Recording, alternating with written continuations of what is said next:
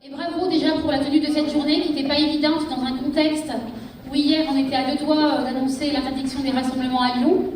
Donc je crois qu'on peut déjà dire que si aujourd'hui on a pu se rassembler, manifester, faire la chaîne humaine et puis mener tous ces débats sur l'ensemble des enjeux de la 5G, je crois que déjà c'est une réussite. Donc bravo à nous, je pense qu'il faut qu'on le dise.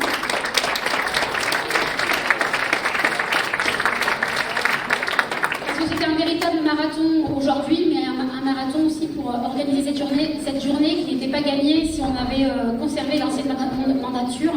Vous n'êtes pas sans savoir qu'aujourd'hui la ville de Lyon a décrété un moratoire sur la 5G.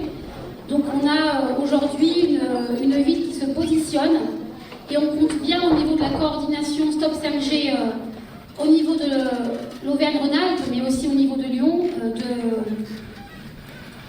de s'appuyer sur cette position pour faire avancer la lutte Stop 5G.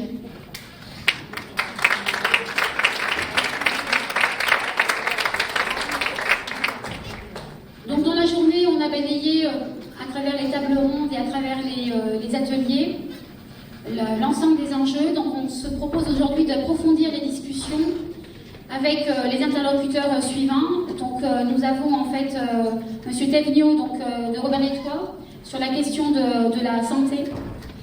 Ensuite, Nicolas Bérard, qui est l'auteur du livre 5G Mon Amour, afin de voir quels sont les dessous en fait du monde des télécommunications en termes en fait de conflits d'intérêts. Ensuite, Stéphane Kerkhoff pour les enjeux environnementaux. Et on finira par les décablés qui ont travaillé sur les questions de la Smart City sur Lyon et sur la question technocritique par rapport à un monde totalement technologique. Donc là, je passe la parole à M. Thévenot, président de Robert-les-Tois. Bonsoir, rebonsoir à ceux que j'ai déjà vus tout à l'heure. On va aborder les choses d'une manière un tout petit peu différente. Alors je voudrais d'abord me dire d'où je parle, parce que je crois que c'est important. Non seulement je suis président de l'association Robert-les-Tois, mais comment y suis-je venu? J'y suis venu parce que à un moment donné, j'ai eu des symptômes d'électro-hypersensibilité que je n'ai pas reconnus comme tels. Je suis pourtant biologiste, physiologiste. J'ai enseigné les champs électromagnétiques, l'IRM, radiographie, voilà. Donc absolument aucune idée des effets sanitaires des champs électromagnétiques. Par contre, toutes mes constantes biologiques ont flambé. Cancer du foie, cancer du pancréas, cancer du rein, j'ai tout examiné, hémato, tout examiné, il n'y avait rien, cliniquement. Et c'est là où j'ai commencé à comprendre. Et surtout, et ce que je voudrais dire, c'est que lorsque j'ai quitté Paris et que je me suis mis à habiter dans un endroit où je n'étais plus du tout exposé, toute ma symptomatologie a disparu et toutes mes constantes biologiques sont revenues à la normale. Voilà. Me préoccuper, ça fait 4 ans que je suis sur Robin, de ces aspects-là, sous cet aspect effet sanitaire des champs électromagnétiques, c'est humainement important, intéressant, mais c'est aussi très intellectuellement intéressant. Pourquoi ? Parce que si on prend les effets, on a 2 catégories. Des effets biologiques et des effets sanitaires. La fabrique du doute porte bien sûr sur les aspects scientifiques, mais les effets biologiques, on les connaît très bien.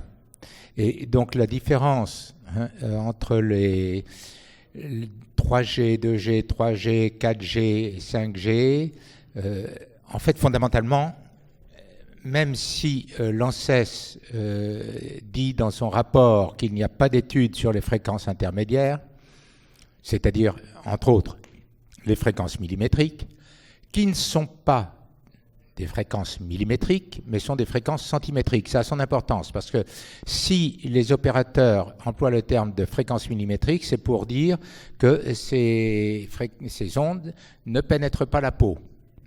Elles restent en superficie. Et donc, il n'y a pas d'effet. Donc, on peut développer la 5G, on peut développer ces fréquences-là sans aucun problème. Menteur. Pourquoi? Pourquoi puis-je me permettre, du haut de mon discours ici, de dire ça? Bien parce que les effets biologiques vont avoir des effets sanitaires très divers. C'est tout le problème de l'EHS. Mais ils sont les mêmes sur la cellule. C'est-à-dire que ça attaque, je ne veux pas faire trop prof, j'allais dire, trop scientifique. Mais ça attaque les cellules sur les structures membranaires, ça attaque les protéines,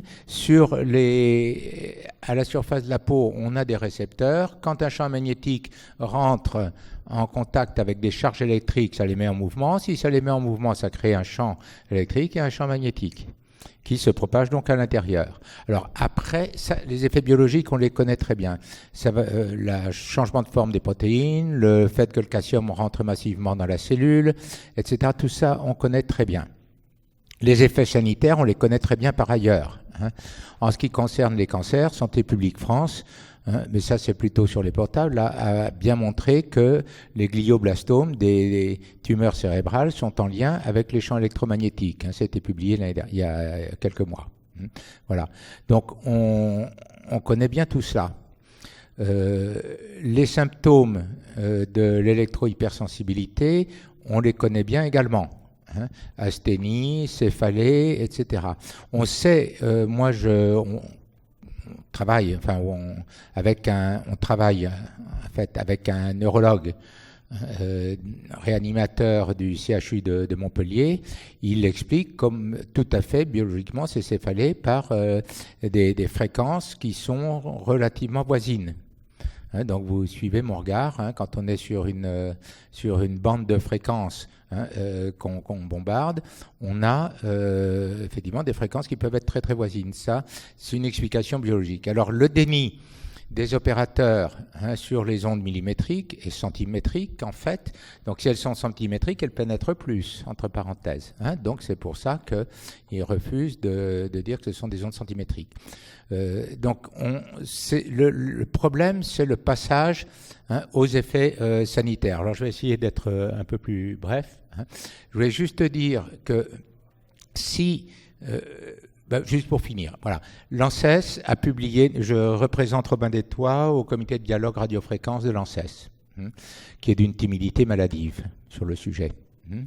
Le rapport de l'ANSES sur la 5G, un pré-rapport sur la 5G qui dit, voilà, on ne connaît rien, comme d'habitude, on ne connaît rien. Et il est sorti juste... avant notre comité de dialogue, sans que personne soit au courant, sauf même les journalistes étaient au courant avant. Ils disent qu'effectivement on aurait des résultats en 21. Agnès Pannier-Runacher, qui est le secrétaire d'État à l'économie, qui nous avait reçus avec 6 autres associations de quelques mois avant, dit devant l'Assemblée, de toute façon, on déploiera. Donc, ça veut dire quoi? Ça veut dire que les effets sanitaires, on n'en a rien, strictement rien à faire. Il y a 3 à 5 millions de personnes électro-hypersensibles, et il y en a certainement plus, parce que nous, on en reçoit tous les jours. Eh bien, on s'assied sur ces 5 millions, alors qu'on connaît parfaitement les effets biologiques et leur traduction sanitaire par ailleurs. C'est quelque chose de très attristant. Donc, on continue le tour de table, et ensuite, on abordera 3 questions essentielles. Donc, les enjeux primordiaux de la 5G par rapport aux générations précédentes. Qu'est-ce qui différencie la lutte 5G? Et puis, les perspectives qu'on se donne, en fait, pour pouvoir, en fait, avancer dans ce combat. Et qu'est-ce qui pourrait, en fait, sur quel on va dire, appui on peut compter pour continuer cette lutte? Parce qu'aujourd'hui, c'est une journée, donc on commence. Il y a eu la présence d'une couverture médiatique qui mettait en avant la première mobilisation par rapport à la 5G. Donc c'était un événement, en tout cas, du point de vue de la presse. Et voir comment on continue, parce qu'aujourd'hui c'est le début et on compte continuer. Et le point de vue des différents intervenants là-dessus nous paraît essentiel.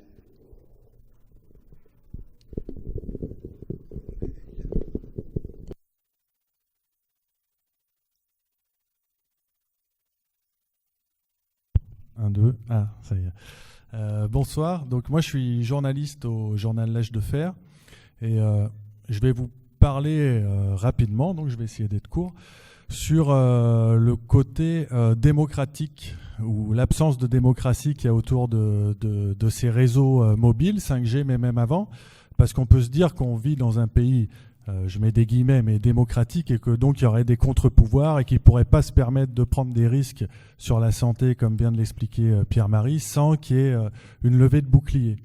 Donc en fait, dans les contre-pouvoirs, on peut penser à la justice déjà, mais la justice, on pourra rentrer dans le détail tout à l'heure, mais la justice a été complètement neutralisée par des décisions successives des différents gouvernements, et ils ont porté le dernier coup sur ces recours possibles pendant la crise du Covid. Ils ont profité de l'occasion pour déréguler complètement l'implantation des antennes relais.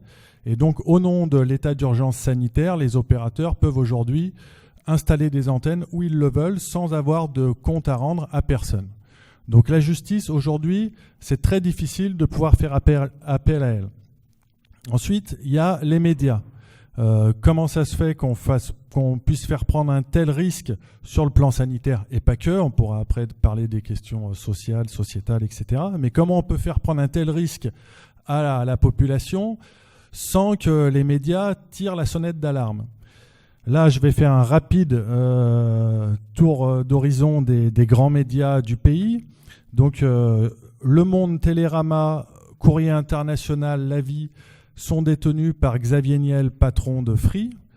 Libération, L'Express, BFM TV, RMC sont détenus par Drahi, l'opérateur SFR. TF1 et LCI, c'est Bouygues, donc Bouygues Télécom. Après, donc, tous les grands médias ne sont pas détenus par les opérateurs de téléphonie, mais ça en fait déjà un paquet. Et puis, il y a des interactions. Par exemple, le journal Le Parisien ou le journal Les Échos sont détenus par Bernard Arnault. Bon, on peut déjà douter sur sa capacité à militer contre un projet comme la 5G, mais en plus, il se trouve que c'est le beau-père de Xavier Niel. Donc, d'un point de vue médiatique, là encore, on a beau avoir une pluralité d'apparence, en fait, on s'aperçoit que derrière, les grands opérateurs et les tenants de ce réseau, de cet avenir ultra technologique, etc., ont beaucoup investi dans les grands médias, et ça explique, selon moi en tout cas, le fait qu'on parle si peu de ces grands problèmes. Et ensuite, il y a le politique. Alors le politique, pareil, je vais essayer d'aller vite. Je vais juste citer les exemples les plus flagrants. Mais on peut commencer par Emmanuel Macron. Emmanuel Macron, il n'est pas né de nulle part. Enfin, c'est quand même une créature médiatique. Donc voilà, on peut faire le lien avec ces grands médias et par qui ils sont détenus. C'est un gars qui a été banquier puis ministre et qui tout d'un coup a été propulsé à l'Élysée avec le soutien très actif des grands médias. Et je trouve que Macron avait déjà pris des décisions qui allaient dans le sens des opérateurs téléphoniques lorsqu'il était ministre de l'économie, et notamment à travers sa loi Macron. La loi Macron, on a parlé des cars Macron, mais en fait, c'était un fourre-tout, cette loi, et ça touchait notamment le domaine de la téléphonie. Donc à travers cette loi, on a déjà supprimé toutes les cabines téléphoniques qu'il y avait sur le territoire. Donc aujourd'hui, si vous voulez passer un coup de fil, vous n'avez quasiment pas le choix, il faut avoir un téléphone portable si vous n'êtes pas chez vous. Et puis, il a aussi décidé, au nom d'un bond technologique, il a appelé ça, voilà, de supprimer le réseau filaire. Donc aujourd'hui, vous ne pouvez plus ouvrir de lignes téléphoniques fixes avec la prise en T, là, comme on avait actuellement. Il faut obligatoirement passer par une box. Il faut savoir que ce réseau filaire, c'était quand même un petit bijou national qui avait une valeur estimée à 28 milliards d'euros. Et aujourd'hui, petit à petit, ils sont en train de démonter ce réseau filaire. Et ensuite, ils mettent en place quand même, pour sauver les apparences, des comités de discussion, de négociation. Voilà. Il y a eu par exemple des tables rondes sur le compteur Linky et sur la 5G organisées à l'Assemblée nationale, et ces réunions étaient présidées par Cédric Villani. Cédric Villani, qui a été, juste avant d'être élu, au conseil scientifique de Bouygues Télécom, et qui encore actuellement, alors qu'il est député et qui préside donc ces tables rondes sur le Linky, sur la 5G, etc., il est membre du conseil scientifique de l'entreprise Atos. Atos qui est dans les nouvelles technologies, qui a participé par exemple à l'élaboration du compteur Linky. Atos, on retrouve d'autres personnes chez Atos, par exemple Thierry Breton. Thierry Breton qui en tant que ministre de l'économie dans les années 2000 avait signé la généralisation des compteurs Linky, qui ensuite a quitté la politique pour se faire embaucher par Atos, qui a été chargé de mettre au point les compteurs Linky. Donc il lance une commande quand il est ministre, il la réceptionne en passant dans le privé, et aujourd'hui, Macron l'a nommé commissaire européen. Et on vient d'apprendre, il y a 3 jours, que Atos avait recruté Édouard Philippe, ex-premier ministre. Donc c'est pour montrer que tous les soi-disant contrôles démocratiques, finalement, les opérateurs arrivent à infiltrer, à noyauter toutes ces instances, et que finalement c'est une parodie de démocratie. Et on l'a vu dernièrement encore avec la Convention citoyenne pour le climat, qui s'est prononcée à 98% pour un moratoire sur la 5G. Macron avait promis qu'il respecterait les propositions de cette convention citoyenne, qu'il les adopterait ou qu'il les ferait passer sans filtre à l'Assemblée ou qu'il organiserait des référendums. Le jour où ces propositions ont été faites, il s'est accordé 3 jokers. Bon, c'était pas prévu, mais il s'est accordé 3 jokers qui ne portaient pas sur la 5G. Et au final, il y a quelques jours, là, il a dit non, la 5G, on la fera, on n'est pas des amiches, et donc on fera la 5G. Donc ce dernier contrôle démocratique qu'il avait mis en place lui-même, eh ben, il ne peut pas le respecter, et on comprend pourquoi, parce qu'il a été propulsé à l'Élysée par les opérateurs téléphoniques à travers les grands médias.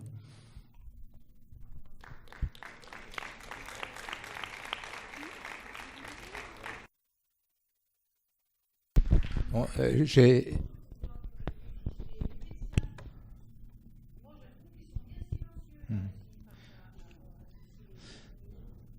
On pourrait parler effectivement de la médecine. Je voulais rebondir juste sur ce que vient de dire Nicolas avec une information que vous n'avez peut-être pas. Nous, on avait effectivement vu demander à voir Agnès Buzyn, ça nous a été refusé, enfin même pas de réponse, c'est tout, mépris. Mais en ce qui concerne l'ordonnance de mars, la 6e ordonnance de mars sur les antennes dont parlait Nicolas tout à l'heure, normalement, une ordonnance, elle a un délai d'habilitation. Quand ce délai d'habilitation est terminé, elle ne fait plus force de réglementation. Le Conseil constitutionnel, au mois de mai, vient de dire que si une ordonnance avait dépassé son délai d'habilitation, elle ferait quand même force de loi. De la même manière qu'effectivement, ils sont passés sur... on passe sur l'Assemblée. Vive la démocratie. Bonjour à tous et à toutes. Tout d'abord, m'excuser, je remplace au pied levé Annie Sasco, donc vous allez perdre et en qualité et en parité. Donc désolé pour ce changement de table ronde. Moi, je suis Stéphane Kerkhoff, je suis délégué général d'Agir pour l'environnement, association qui, avec Prière Thème, travaille sur les questions de téléphonie mobile depuis 2001. Donc on a vu passer la 2G, on a perdu sur la 3G, on a perdu sur la 4G et on espère gagner sur la 5G. Même si au niveau national, manifestement, c'est mal emmanché, on ne désespère pas au regard de la mobilisation locale. Et c'est ce que je disais tout à l'heure. Je pense qu'il y a un vrai intérêt à organiser le décrochage local, qu'à un moment, il y ait des collectifs locaux qui se mobilisent, qui s'agrègent et dans un collectif national.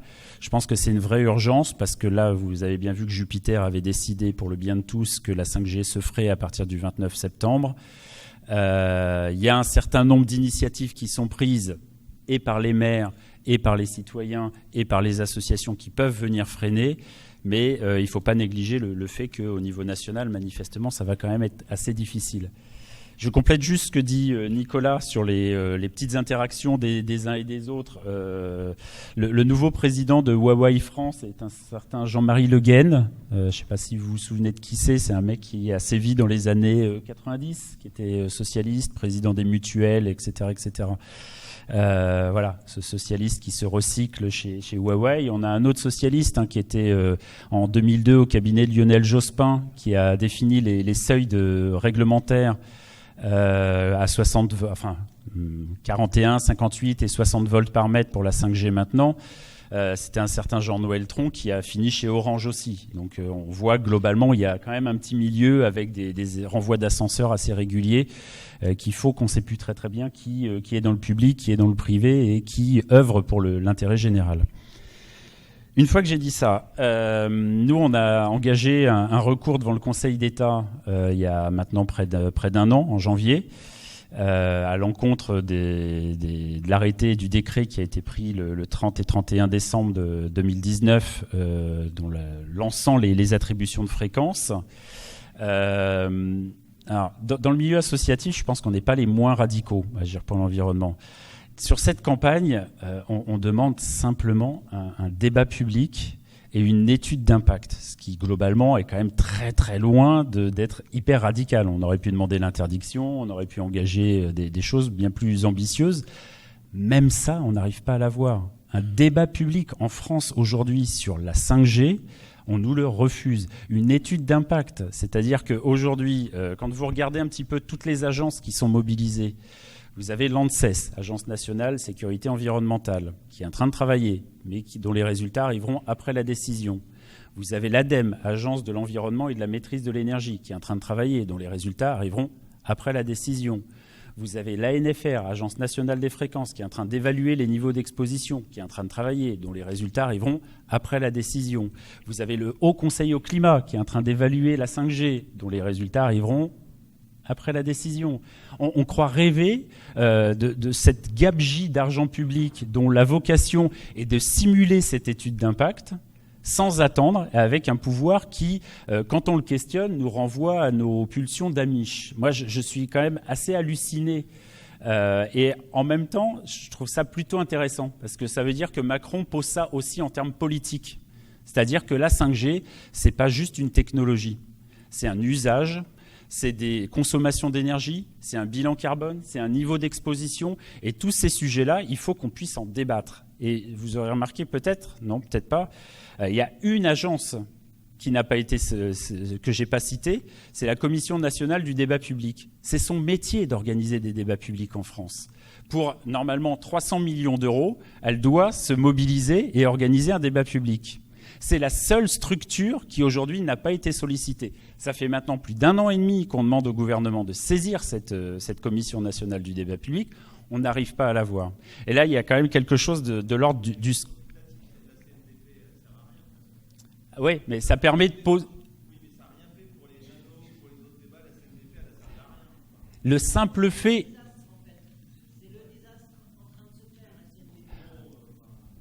Si vous ne voulez pas utiliser les outils, on ne les utilise pas. De toute façon, le 20...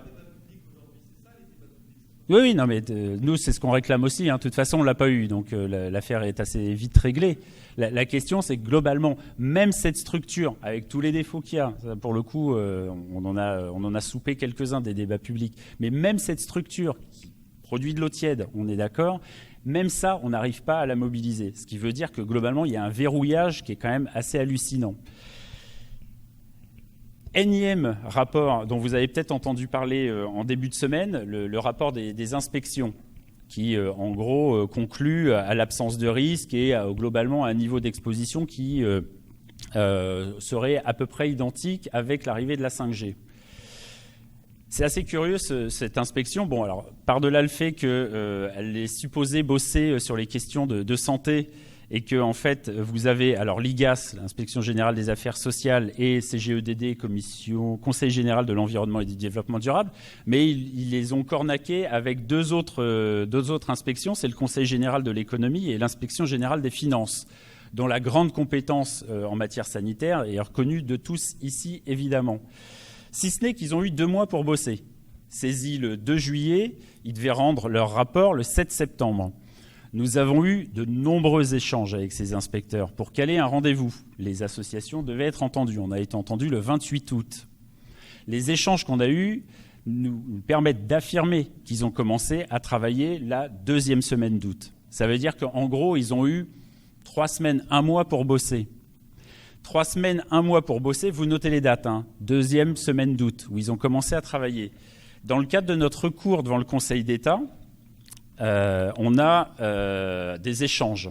Nos avocats envoient des mémoires, le ministère de l'économie, une fois encore, ce n'est pas le ministère de la Santé qui répond, là c'est le ministère de l'économie qui répond, et ils ont répondu le 30 juillet, c'est-à-dire en gros 1 semaine, 10 jours avant que les inspecteurs commencent à bosser. Ce qu'ils mettent dans leur mémoire en réplique, donc pour contester nos arguments sur l'impact énergétique et sanitaire de la 5G, ils disent, enfin ils ne le disent pas, ils l'écrivent. Il ressort de ces premières contributions, donc qui ont été envoyées aux inspecteurs. Incidemment, ce qui est intéressant, c'est que c'est le ministère de l'économie qui récupère avant les inspecteurs les contributions. Ça veut dire, globalement, on peut peut-être les changer ou en tout cas les lire. Donc le 31 juillet, donc je le répète, 10 jours avant que les inspecteurs commencent à bosser. Il ressort de ces premières contributions qu'aucun risque avéré en matière sanitaire et environnementale n'a été mis en évidence concernant le déploiement de la 5G. Ce qui est quand même hallucinant. C'est-à-dire que vous avez aujourd'hui un gouvernement qui saisit 4 inspections et qui se permet de conclure 15 jours avant que les inspecteurs se réunissent que globalement, il n'y a rien circulé, il n'y a rien à voir et les conclusions, on les connaît d'avance. Il y a quelque chose d'assez hallucinant dans cette façon de faire. Et très honnêtement, on est confronté à ça de bout en bout depuis maintenant 1 an sur la 5G, avec, une fois encore, un verrouillage. Voilà. Sur les bilans, et je vais peut-être pas faire trop long, juste sur le niveau d'exposition, parce que moi, il y a un côté, mensonger qui... je ne sais pas si vous avez vu le rapport d'inspection. Le rapport d'inspection, il dit « Les éléments disponibles à ce jour permettent d'estimer que l'introduction de la 5G en bande 3,5 avec les antennes actives ne gérera pas de rupture en matière d'exposition dans les zones urbaines. » Nous, on est un peu hallucinés parce qu'ils rendent ça le 7 septembre. Or, on a un rapport de l'Agence nationale des fréquences qui dit strictement le contraire et qui a été rendu public fin août, soit 7 jours avant. Alors, ils ne l'ont peut-être pas eu, mais enfin, ça, c'est quand même un problème parce que l'Agence nationale des fréquences, elle est sous la responsabilité du ministère de l'économie. Dans ce rapport, ils disent que dans l'hypothèse de l'ajout d'émetteurs 5G au déploiement de 4G optimisé, le niveau d'exposition moyen augmente d'environ 30% et génère environ 50% de points de niveau supérieur à 6 volts par mètre. Si, quand on augmente de 30%, les inspecteurs concluent que globalement l'exposition n'augmente pas, moi je ne sais pas à quel moment ça augmente. Et c'est tout à l'avenant, c'est-à-dire que sur le niveau sur les preuves scientifiques, sur l'impact sanitaire, vous avez globalement des inspecteurs qui disent il n'y a rien à voir, circulez, on a regardé, il n'y a pas d'effet. Mais vous avez l'Agence nationale de sécurité environnementale qui est en train de bosser dessus. Comment des inspecteurs peuvent se permettre de conclure alors qu'on a aujourd'hui une agence qui est mobilisée avec des experts, une fois encore, c'est comme la CMDP, on a beaucoup à dire sur l'ANSES, mais qui pour le coup est en train de travailler. Et donc préjuger que parce qu'ils mettent 6 mois de plus, 6 mois de trop par rapport à ce que le gouvernement attend, en fait leur boulot est nul et non avenu et on conclut à leur place, il y a quelque chose d'assez insupportable. Je ne vais pas plus.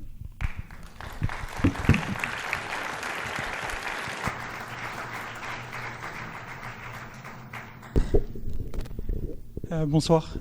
Je dois commencer par dire que je suis extrêmement mal à l'aise à l'idée de parler au micro et pas habitué du tout, donc je ne sais pas si je le tiens à bonne distance de mon visage. Et merci. Voilà, je vais essayer de continuer comme ça. Si j'ai bien compris les 2 intervenants précédents, Monsieur Bérard et Monsieur qui vient de parler avant moi, Karkov, pardon. Désolé.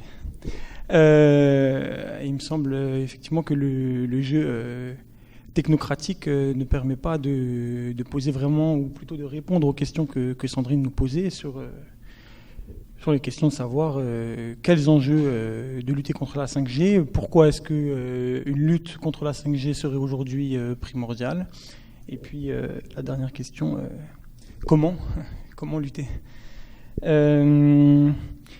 Moi, la question que j'aimerais vous poser en tant que représentant des décablés, c'est la question de l'agir humain, la question de notre capacité d'agir dans la société et sur le monde. Et si on dénonce aujourd'hui la 5G, si on s'y intéresse, c'est pas pour la 5G elle-même, mais c'est parce qu'elle nous semble être l'appareil technologique qui dans son plein déploiement, dans son déploiement optimal, permet l'aboutissement ou l'accomplissement de ce qu'on appelle les smart cities et la cybernétique. Donc je vais essayer d'être très rapide, je vais faire quelques définitions conceptuelles et quelques distinctions que j'espère pas très compliquées, qui sont d'ailleurs pas compliquées du tout. Et puis après, je vais proposer en tant que décablé voilà, les pistes que nous, qui nous semblent répondre aux questions de Sandrine. La cybernétique, c'est le nom que Norbert Wiener donne à l'unité des sciences après la Seconde Guerre mondiale. C'est en fait comme ça qu'il nomme le paradigme de vérité qui régit les sciences et sciences qui sont tendues vers l'automatisation robotisée de processus, des processus. La cybernétique, elle s'appuie sur deux principes. Le premier, c'est le second principe de la thermodynamique, qui veut que tout organisme ou tout système tend à la désorganisation, ce qu'on appelle l'entropie. Donc, tout système ou tout organisme tend à la désorganisation, au chaos. Et le second principe de la cybernétique, c'est celui que l'information est ce qui va venir organiser l'organisme ou organiser le système. Et elle va appliquer, c'est ce qui frappe Wiener et ce qui lui souffle l'idée de ce nom de cybernétique, elle va s'appliquer, la cybernétique, au champ social. Ce que Wiener va voir, c'est que la cybernétique a tendance à avoir des conséquences sur le champ social. C'est-à-dire que cette idée que... Enfin, c'est une définition sur laquelle on peut s'accorder. L'information, c'est ce qui vient organiser une société, et c'est donc ce qui permet de communiser la communauté. Là où il y a des conséquences sur le champ social, c'est que la cybernétique, elle va, à partir de l'idée que l'homme a des limites naturelles, ou a des limites tout simplement, qu'il est sujet aux défaillances et aux erreurs, il faut confier l'information, donc l'organisation de la société, à des processus machiniques automatisés. C'est à partir des travaux de Wiener durant la Seconde Guerre mondiale, où il mettait au point, où sa mission était de mettre au point un calculateur de vol des engins ennemis, afin de pouvoir... puisque en fait les avions de chasse étaient de plus en plus rapides et qu'un soldat avec un canon au sol n'était plus capable d'apprécier la trajectoire, il fallait mettre au point un calculateur qui apprécie la trajectoire, calcule la trajectoire de l'obus et puis touche sa cible à l'ennemi. Bon. C'est ce qui se met en place avec la Smart City. C'est la tendance des villes à s'équiper en capteurs en tout genre et à la réduction de tous et de chaque chose à de la donnée.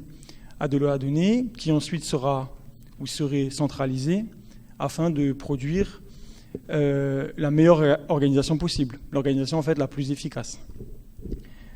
Si on dénonce ou décabler la cybernétique et la 5G dans ce sens, c'est parce que la 5G, c'est la technologie qui permet effectivement, en permettant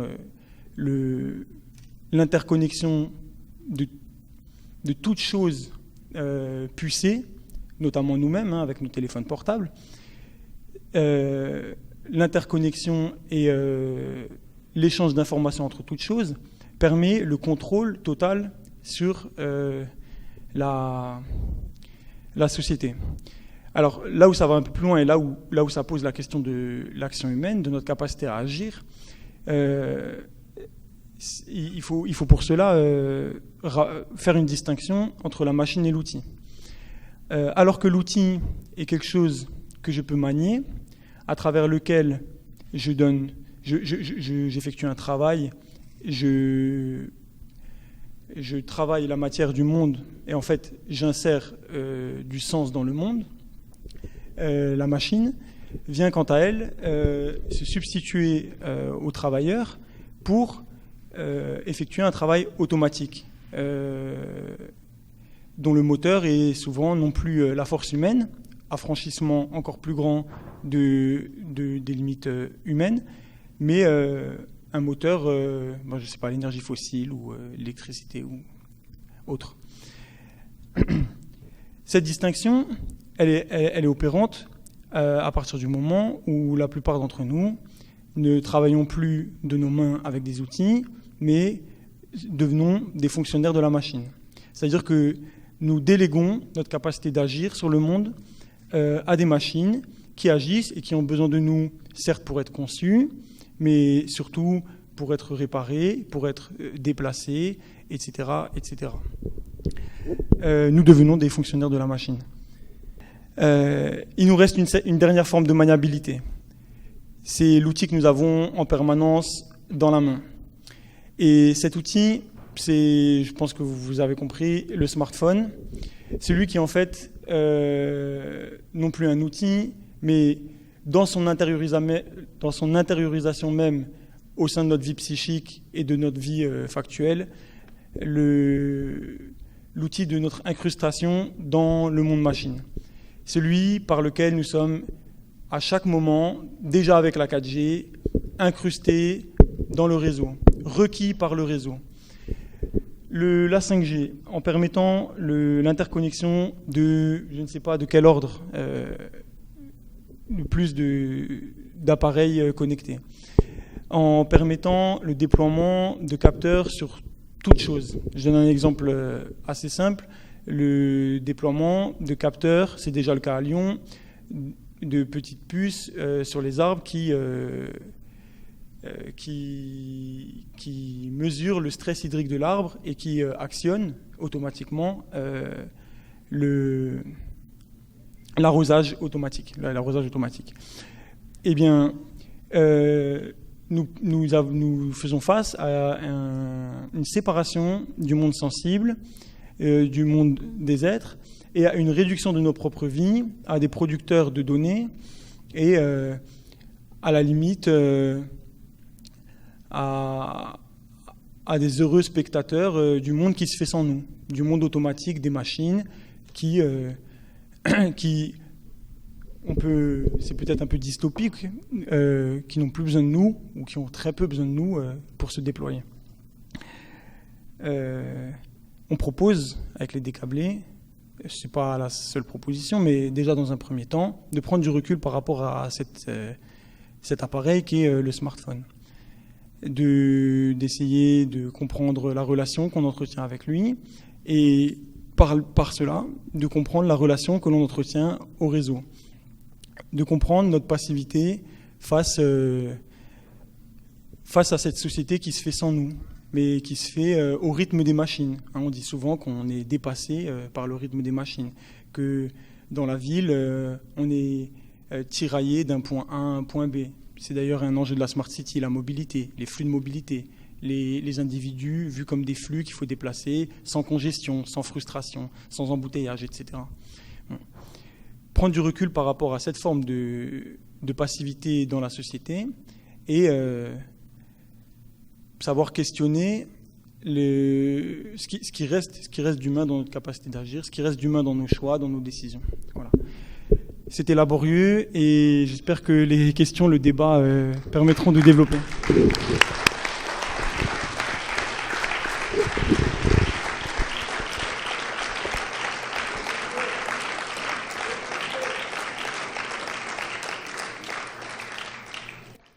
Donc c'était une belle conclusion parce qu'aujourd'hui, l'intitulé de la journée d'action, c'était la 5G et son monde. Et vous l'aurez compris, la question de la 5G, c'est aussi le questionnement du rapport à la technique. et que le débat sur la 5G, nous le voyons dans un rapport global sur la place de plus en plus prépondérante que prend en fait, Elie disait la machine, mais que prend en fait les nouvelles technologies et sur la délégation qu'on fait de plus en plus dans la gestion de nos vies à ces machines. Donc elles prennent la forme aujourd'hui des smartphones, mais il y a aussi la question de l'hybridation homme-machine qui aujourd'hui commence à arriver, notamment en Belgique avec l'expérimentation de badgeage. Donc on badge au travail avec une puce RFID implantée dans la peau, et en Suède, donc la gestion de la domotique avec ces puces également implantées dans la peau. Donc là, on est quand même dans un changement de société pour lequel donc il est urgent non seulement de se positionner, mais de se battre. Et cette bataille, on compte la mener en France, mais aussi dans d'autres pays. Et c'est pour ça qu'aujourd'hui, on a invité une délégation internationale pour en parler. Donc merci de les accueillir.